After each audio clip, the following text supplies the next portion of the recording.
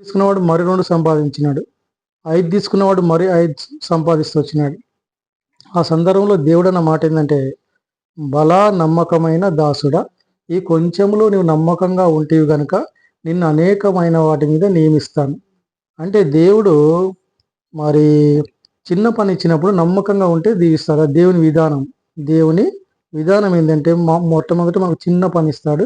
దాంట్లో నమ్మకంగా ఉంటే మరి దేవుడు ఇంకా అనేకమైన మాట మనకు అప్పచెప్తాడు. అనేకమైన వాటిని ఆ దేవుని ఇంట్లో కావచ్చు, భౌతికంగా కావచ్చు, అన్ని విషయాల్లో మరి మనము పని చేసినప్పుడు ఆ చిన్న పనిలో నమ్మకంగా ఉన్నప్పుడు దేవుడు మనకు అనేకమైన అప్పగిస్తాడు. ఎందుకంటే రాజ్యము యెహోవాది, లోకము యెహోవాది. ఆయన సింహాసనం నుండి ఒకరిని పడగొడతాడు, మరొకరిని ఎక్కిస్తాడు. దానియేలు గ్రంథంలో ఉంటుంది ఆ మాట. కాబట్టి లోకము దాని సంపూర్ణతయు యెహోవాదే. అంటే మనకి ఏ పని ఇచ్చినా, చిన్న పని ఇచ్చినా నమ్మకంగా ఉండాలా, అట్లా దీవిస్తాడు. అది దేవుని విధానం.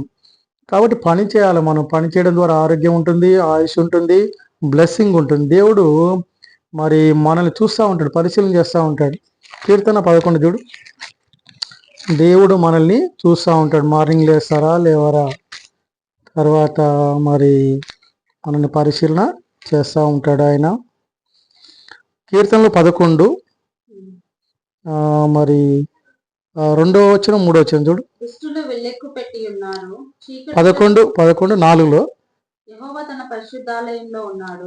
యెహోవా సింహాసనము ఆకాశమందున్నది. ఆయన నరులను కన్నులారా చూచుచున్నాడు. తన కనుదృష్టి చేత ఆయన వారిని పరిశీలించుచున్నాడు. కాబట్టి ఆయన నరులని కనులారా చూచుచున్నాడు.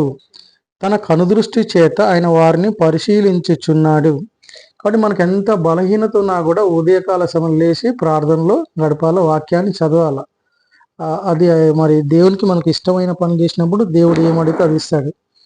కాబట్టి ఉదయకాల సమయంలో మనకి ఎంత బాధ ఉన్నా ఉదయకాల సమయం లేచి ప్రార్థన చేసుకోవాలా, వాక్యాన్ని ధ్యానించాలా, సమయాన్ని నష్టపోవద్దు. సైతాన్ ఏంటంటే ఆడు దుష్టుడు, మన సమయం అంతా నష్టపోయే విధంగా చేస్తాడు. కాబట్టి ఉదయకాల సమయంలో మరి మనం ఏం చేయాలా, ప్రార్థన చేయాలి, పడుకొని ఉండకూడదు. కాబట్టి రాత్రంతా రెస్టే. ఉదయకాల సమయం ఏంటంటే అది యుద్ధకాలం, యుద్ధం. ఉదయకాల సమయంలో మనం పనులు చేసుకోవాలి. దావీదు కూడా ఉదయకాల సమయంలో నిద్రపోయి తన జీవితంలో ఎంతో నష్టాన్ని కొని తెచ్చుకున్నాడు. కాబట్టి మనము సమయాన్ని ఎప్పుడు కూడా నష్టపోనివద్దు. ఈ మాట ఎఫెసీ పత్రికలో ఉంటుంది.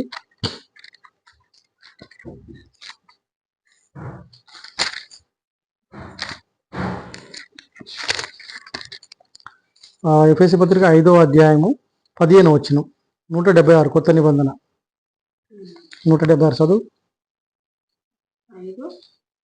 5:16 5:15. దినములు చెడ్డవి గనుక సమయమును పోనీయక సద్వినియోగం చేసుకొనుచు అజ్ఞానుల వల్లే కాక జ్ఞానుల వల్లే నడుచుకున్నట్లుగా జాగ్రత్తగా చూసుకున్నది. చాలు. ఇక్కడ కావాల్సిన మాట ఏంటంటే మీ సమయమును పోనీయక. కాబట్టి ఈ లోకంలో 70 సంవత్సరాల తర్వాత రెస్టే, పరలోకంలో రెస్టే. ఈ లోకంలో ఏంటంటే మనం సమయమును పోనీయక, మన సమయాన్ని నష్టపోవద్దు. ఉదయకాల సమయంలో ప్రార్థన, వాక్యంలో గడపాలా. తర్వాత ఏంటంటే మనము పని చేయాలా, ప్రార్థన చేస్తే దేవుడు ద్వారం తెరుస్తాడు. తర్వాత ఏంటంటే దేవుని విధానం ఏంటంటే చిన్న పనిలో నుంచి ఆయన ఉన్నతంగా దీవిస్తాడు ప్రతి ఒక్కరిని కూడా. దావీదు కూడా మరి ఆయన కూడా చిన్న పనిలో నుంచే అభివృద్ధి పొందుతూ వచ్చినాడు. సైనికునిగా, తర్వాత అంగరక్షకునిగా, తర్వాత సహస్రాధిపతిగా, తర్వాత మరి సైన్యం మీద అధికారిగా, తర్వాత రాజుగా. కాబట్టి మనకు దేవుడు ప్రార్థించినప్పుడు ద్వారం చేరుస్తాడు. కాబట్టి మనం దేవునికి నమ్మకంగా చేసినప్పుడు దేవుడు దీవిస్తాడు. ఏ వ్యక్తిని ఒకేసారి దీవించాడు.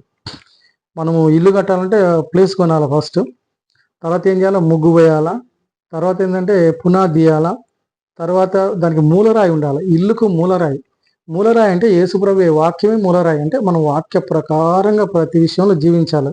ఇల్లుకు మూలరాయి లేనిది ఇల్లు ఉండదు. మనమే ఆయన ఇల్లు కనుక వాక్యానుసారంగా మనం కడతాడు.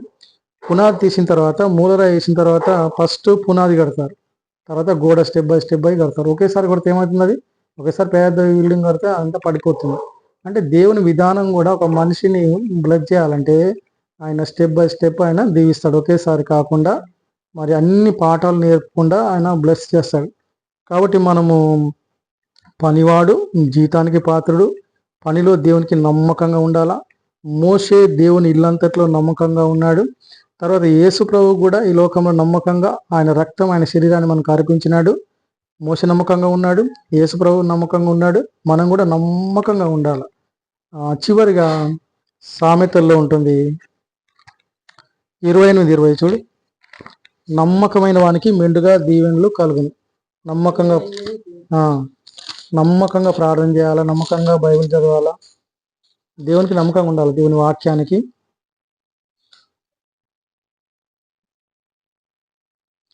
28 28 28 28 20 నమ్మకమైన వానికి దీవెనలు మెండుగా కలుగును, ధనవంతుడగుటకు ఆతురపడువాడు శిక్ష నొందకపోడు. చాలు. నమ్మకమైన వానికి దీవెనలు మెండుగా కలుగును.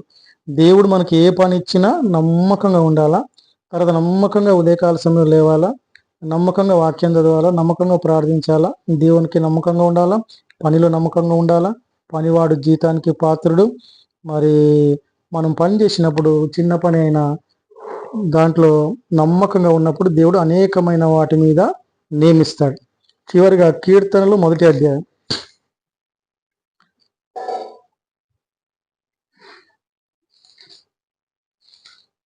దుష్టుల ఆలోచన చొప్పున నడవక పాపుల మార్గం